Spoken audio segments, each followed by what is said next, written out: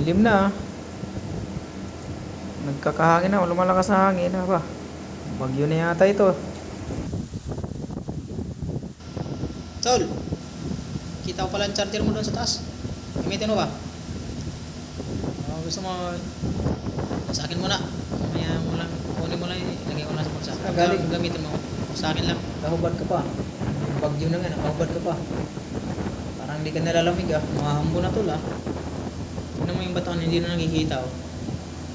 Pero buti na lang umiis na daw yung bagyo. Super typhoon pa naman. Lakas-lakas no. Lalo na yung tatamaan doon sa mata.